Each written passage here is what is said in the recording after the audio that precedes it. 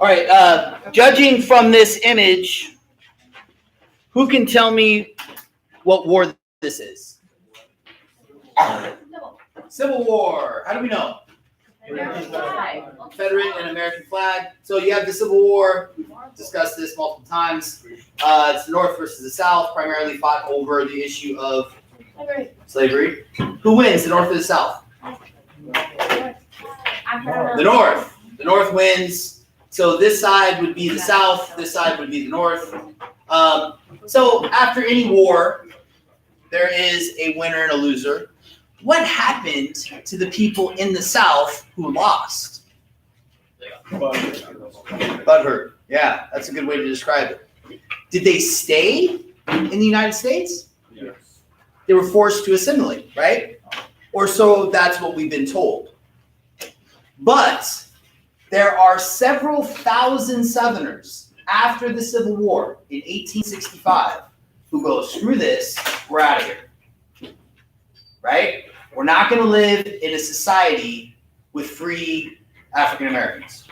We're not going to do it. We're leaving. Now, there was one country where slavery was still legal. In fact, it was legal all the way until 1889. Where do you think that country was? Brazil. That's right. And if you guys remember from our discussion, we haven't had it yet, never mind. So Brazil. So you have thousands of Southerners, white Confederates, who fought in our Civil War, who leave the United States and go to Brazil. And they actually found their own city where they continue on with these Southern, the Southern culture, the Southern language in terms of the draw. They spoke English. They walled themselves off. They didn't marry with other Brazilian people. And it's right here. It's called Americana. It's still there in Brazil. Now, what's crazy about this is that these Southerners came down to Americana. They got black people who were already in Brazil, who were enslaved. They brought them onto plantations, and they did the exact same thing in Brazil as they had been doing in the South. And they had a 25-year run before Brazil abolished slavery in 1888, 1889. And these are some pictures. But imagine for a second how crazy it would be for you to go to Brazil, where they primarily speak Portuguese, and you're walking around frickin' Brazil, and you run into a guy that looks like Colonel Sanders. And he speaks English with a Southern drawl. And he lives there. And he was raised there. Because these Southerners that came to Americana have kids. And, of course, you pick up the accent of your parents who are teaching you English. And so these pictures are from Brazil. They still carry on these Southern traditions. They have dances where they celebrate the Confederacy. They're white. They speak English. In fact, in 1978, our president, Jimmy Carter, the original President Carter, he's from Georgia. And he heard about this, and he decided to go down to Brazil and see if it was real and take a look around for himself. And so he goes down to Brazil as president of the United States, and he meets with the heads of state. But then he also makes a trip to this little city, Americana, where they have these monuments to the Confederacy. And here's another picture of him. Look at this guy. This is from 1978, 90 years after the frickin' Civil War. Look at this guy. Does he look Brazilian to you? No. That literally looks like Colonel Sanders. A little fatter, though. Huh? A little fatter, though. Yeah. Little, I don't know, there's different versions of him now. But kind of crazy. Anyways, today we're going to talk about what happens to the losers in post-war Japan and Germany. What do you see here? Handshake. Handshake between who? Soviet Union. Yeah. So I would guess this is probably a Russian soldier. So Russian soldiers shaking the hands with American soldiers. It's just kind of a weird dynamic after the war is over, right? I mean, you just got done fighting these people. Not that they were fighting, but you're in a situation where you're in Europe, and you describe how the U.S. handled post-war Germany and Japan, and then, of course, define keywords in context. Roman numeral 1. You guys really need to make sure that you understand and are able to articulate what the Cold War is. We drop the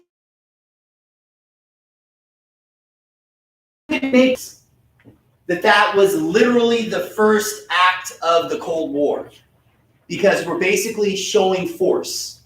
We know that after World War II is over, that we're probably not going to be friends with Russia, the Soviet Union, and we want them to know that we have this capability, right? That's probably one of the reasons why we dropped not 1, but 2 atomic bombs in 72 hours. What you're gonna find in this study of the Cold War is that there is a crap ton of propaganda. What is propaganda? What is it? It's like advertising their military. Yeah, so in this context it is, but it's really any advertising that's meant to manipulate your opinion, right? To instill fear in you so that you think a different way, to sway your opinion, okay? So you'll see things like this. Is this tomorrow? And you have these communists burning our flag and attacking our soldiers. America under communism, right? So you see threats, you see propaganda, but the driving force of the Cold War, the underlying theme of the entire Cold War is fear. And that's why I'm showing you these movies like Red Dawn, because even Hollywood participates in it, in keeping Americans afraid of the Russians, of the communists. If you flip the script and think about how offended you would be if the Russians were making movies about us attacking a high school, right?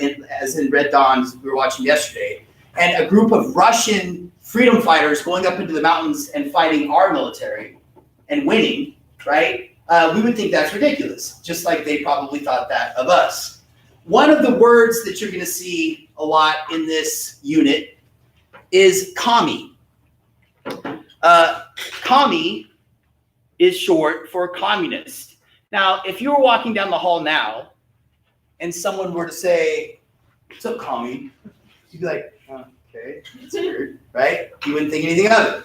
But if you were to go back 50 years and someone called you a commie, that's a bad, bad word. It's like almost like the same as the Okie in the Great Depression, right? Being a communist becomes a really, really bad thing.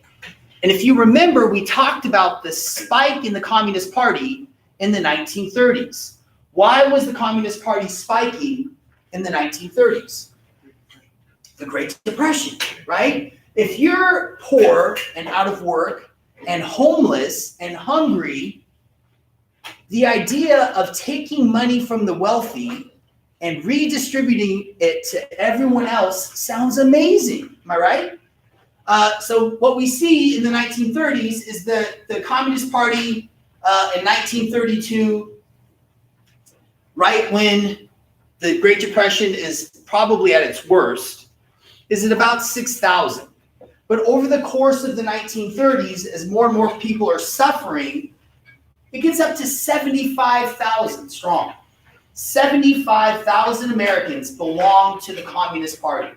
Let me repeat that. 75,000 Americans belong to the Communist Party in 1939 when World War II starts. Now, let's talk about nation building. When I say nation building, what I'm really talking about is nation rebuilding. Why am I saying rebuilding? These places were really destroyed after World War II. Exactly, right? So you have all of these countries that are decimated. Guys, we have a completely different perspective. Imagine for a minute taking a history class in France or in England or in Germany, those countries actually, or in Italy, those countries actually have been bombed, right? They have experienced war. They can take you on field trips to places where there were actual battles, right? The United States for the 20th century and for some wood, 21st century, we haven't experienced anything. We had Pearl Harbor and 9/11, and what Pancho Villa did. Yeah. That's it, right? Nothing like World War I, nothing like World War II, right? Yeah. I know, it's right off. Wait, what did they do? Huh? I'm sorry, so one. What? Thursday that happened, Contra whatever? Pancho Villa? Yeah, what did he? Oh, he raided Deming, New Mexico, or Columbus, New Mexico. Yeah, in 1916, and killed like 18 Americans and burned down the city. But I mean, that's nothing compared to trench warfare in Europe, right? I mean, you guys follow me? Yeah. All right, so nation rebuilding. So let's first talk about post-war Germany. And the two that I'm going to focus on, even though there's tons, the two that I'm going to focus on are post-war Germany and post-war Japan. So the first thing that happens in Germany is we're going to divide Germany up into East and West Germany. The East goes to the Soviets, all right? We take the best side, the West side. That's right. But after World War II, Germany has a major food ration where they only allow people the equivalent of what would be about 1,000 calories a day. That's all you're allotted because there's such a food shortage. So that just gives you kind of a baseline as to how bad things were on the ground in Germany. A Big Mac value meal is 1,083 calories. Yeah, I'm not saying it's not good. I'm just saying it's like very calorically dense, right? Historians often refer to what happens to West Germany, the side that we take, as the German miracle.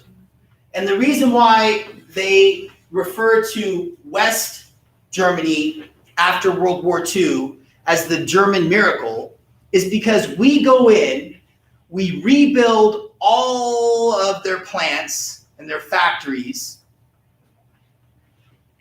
It's a complete economic and infrastructure rebuild, and we provide them with the latest and greatest machinery, but we don't let them have what?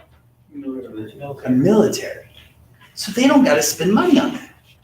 So here's where German engineering comes in, which is still renowned, right? They get a 25% annual rate of growth in their economy because they're not having to spend money on their military.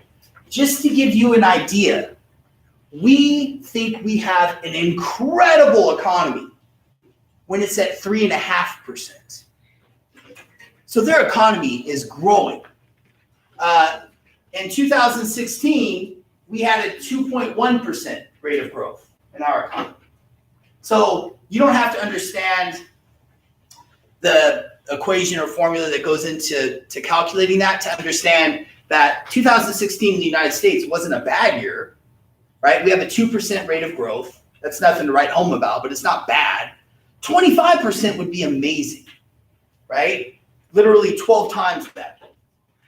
Because, once again, we're not allowing Germany to have a military, so they don't have to spend money on their defense. The U.S. spends 25 to 26% of every tax dollar on defense. 25 to 26% of every tax dollar goes on defense. Do you guys think that's high? Yeah. It was worth it, I don't want to lie. Yeah, I think that a lot of you guys who aren't sure about what you want to do after high school should really consider the military. Because the amount of options that are available to you guys now is incredible. It's absolutely incredible. It's the best it's ever been, for sure. And it's funded, for sure. All right, let's talk about post-war Japan, and we'll finish this up. Post-war Japan. Now, we don't have to invade Japan. Why? Because we nuked them. We dropped 2 atomic bombs on them, right? So now we need a guy, and this is before we really had a lot of studies on radiation, but we need a guy to go in and lead the occupation force in Japan. Now, after we got done nuking Japan twice in August of 1945, and you were in the military, would you want to go there? No. No, it's radioactive, but we didn't know that then, okay? So the guy that we put in charge of Japan in 1945 is a guy by the name of General Douglas MacArthur. What's he have in his mouth? That is a corn pipe. Yeah. Yeah, It's like a hand or something. yeah, it does almost look like one, but it's a pipe. We're going to talk about this guy again when we get to the Korean War, but this is like the epitome of an officer. As a matter of fact, he's one of the officers that was in charge of getting rid of the bonus army. Remember the bonus army, 1932 with Hoover, that came in and demanded their bonus? Anyways, and I put that there. So, I want to take you guys back because this is like messed up beyond belief. I want to take you guys back to Unit 4 when we were talking about dropping the atomic bombs on Japan. If you guys remember, we talked about how we had planned to drop 2 bombs even before we knew what they were going to do after we dropped the first one. That we had a target committee that already determined that we were going to drop 1 bomb on Hiroshima and another one on Kokura, and that got changed to Nagasaki, right? We talked about that. Okay. The United States demanded unconditional surrender, and the Japanese said, we will surrender if you let us keep our emperor in place. If you let us keep our emperor in place, then we will surrender. He was like a god to them. And we said, hell no. Unconditional surrender. And then we nuked him. We waited 2 days. We nuked him again. And then they surrendered. Yeah, right. Now they had said they will surrender if we let them keep their emperor. We said no. He comes in and says, keep your emperor. Keep him. He comes in and says, yeah, go ahead and keep him. That's fine. He's powerless. We're here now. They're like, Bro, we did the you just nuked this twice. Like, what? Right? He allows the emperor to stay. Japan is going to write a new constitution. And in their new constitution, war is unconstitutional. War is illegal in Japan. That is the impact World War II had on that country, where they literally write in their constitution that war is unconstitutional. Right? The United States is going to build 23 military bases on Japanese islands. 23. How many of you have parents or relatives or friends in the military that have been to Japan because of that? Yeah, it's very, very common. Okay? If you look at here are all the different bases. Now, this is some of these have been closed down, and the Japanese desperately want us off the island, especially the Marines. But we built 23 bases, all right? There's also a Japanese miracle, very similar to what happens in Germany. We occupy a country and are defending a country that just wrote a new constitution that says war is unconstitutional. Do you think they need a military? No. Under their constitution, war is unconstitutional, right? They don't need one. So, if you look at what happens to their economy, this is the balance on goods and services with Japan in billions of dollars, all right? Meaning that this is what we lose in our trade with them. This is zero. This is negative 3 billion, negative 6 billion, negative 9 billion, negative 12 billion. They don't have to spend money on a military. They can just put money into their economy, into their factories, into technology, into cars, and they've been outperforming us since. Some historians make this joke that even though Japan and Germany lost in World War II, they really kind of won when you look at their economies because of what happened afterward. We retooled them, and Japanese cars are still outperforming ours. Sony and the technology that they came out with, a lot of times still outperforming ours, right? So look at what we're losing. This is 1984, 85, 86. We're losing almost $15 billion to Japan a year in trade, right? Because we have to spend money on a military. They have a 22% rate of growth, so almost as good as what Germany was doing post-World War II. That's it. All right, so this is 1962. This is GDP, which stands for Gross Domestic Product, right?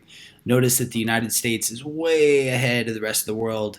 The UK, France is second and third place. Fourth place is Japan, then China, then Italy, then Canada, then India, all the way down. Now watch what happens from 1962 on.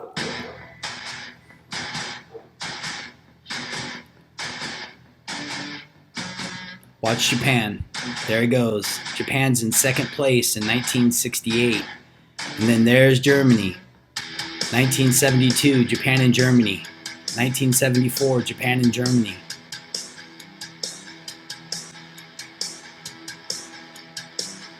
(1980) Japan and Germany still in second and third place.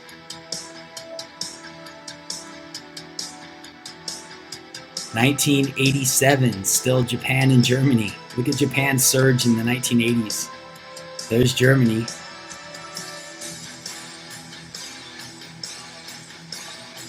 1995, still Japan and Germany in second and third place. Here comes the UK. What we're looking for is China. Year 2000, still Japan and Germany.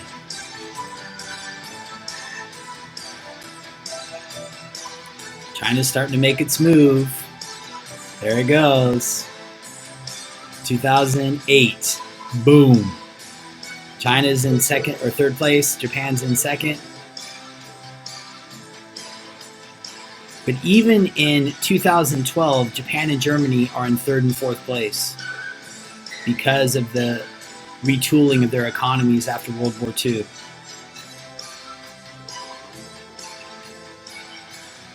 And that's where it stands as of 2017.